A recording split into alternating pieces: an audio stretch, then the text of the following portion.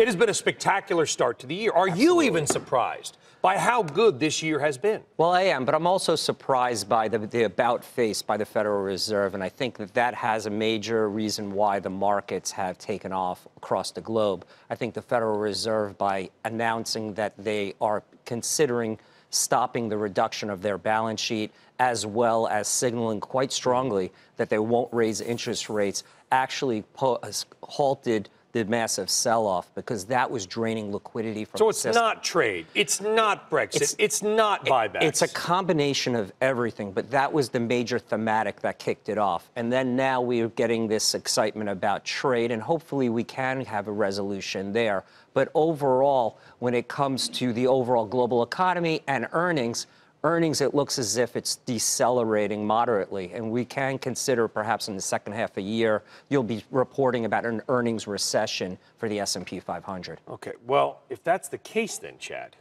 and the Fed is the entree and everything else is the sides, is the Fed going to change again?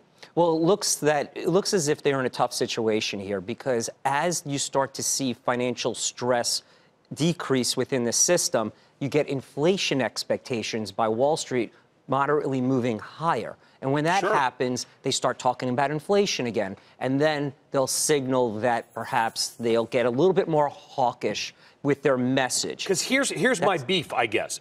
Do you believe the Federal Reserve reacted to December's stock market collapse? Yes, absolutely. So we've gained that back. So I guess logic would suggest that if they reacted that way to December, will they react now to what has been the best start to a year since you and I were in high school, learning to shave? So there was a combination. As the market was collapsing, you started to see economic data points across the globe decelerate quite quickly.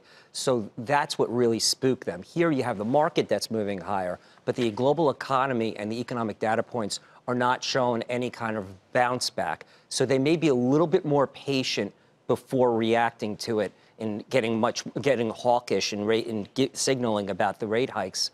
But we'll have to see. Overall, the valuations within the S&P 500 look to be a little bit overextended from our perspective. The global backdrop here is one of moderation. Where you're going to have that IMF number of 3.7 for global GDP. We wouldn't be surprised if that's a 2.7 number at the end of 2019.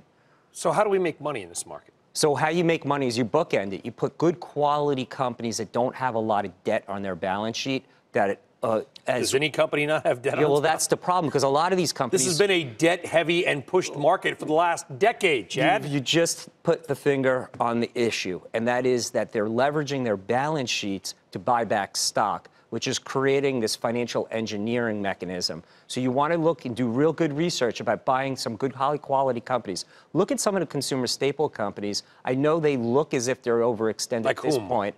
Well, if I was going to give you one, I would probably say that you want to look at a Hormel, for example. They don't have... Dinty Moore. Yes. Spam. They actually... They have very little debt. The company's a boring company, but it's got an ironclad balance sheet. And the management is not looking at over the next 2 quarters for performance. They're looking at over the next 10 to 20 years to grow the company. That's a type of high-quality company.